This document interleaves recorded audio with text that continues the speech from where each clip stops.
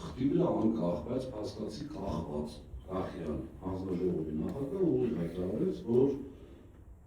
այդ վարկերի տոկոսները չեն մտնում սակագնի մեջ, այսինքն ինչքան ուզում է վարկում է նայեցը, տոկոսները սպասարկում է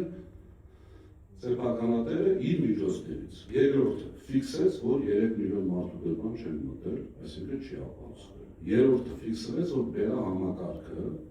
խափանվել է եւ ոչ ոք չի կարող ասել դա չի վերականգնվել։ Ընդ որում խոսվում է մոտավորապես 70 միլիարդ, այսպես փոշիացնելու մասին, չէ՞, համակարգին այդքան գումարադրվել, եւ եթե այդ համակարգը չի աշխատում, նշանակում է փոշիացվել է եւ այլն։ Հիմա արդյոք այդ մարդիկ պատրաստ են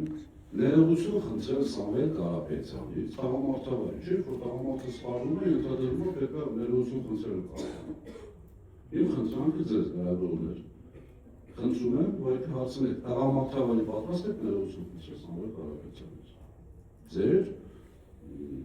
Իսկ եթե խնդրի, ինչ եք շահելու դրանից։ Ժողովուրդը կասում, որ են խափել կամ այսպես ներմասած չեն իմացել, իսկ պետական բուժպաշտոնի համար չիմանալը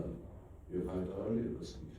Նկատի ունեմ, բան չի փոխվում, նա արցախցի կնորդն էլ վիրավորեց, ներողություն խնդրեց։ Ամեն դեպքում լվացում անցնում։ Ամեն դեպքում ես կարծում եմ, որ տղամարդու համար սխալվելու դեպքում ներողություն խնդրելը ճիշտ է։ Իսկ իրենց ներողություն խնդրելը մեր ժողովուրդը կհասկանա ինչ է կատարվում։ Քանի որ այդպիսի բան դերը չունեցել։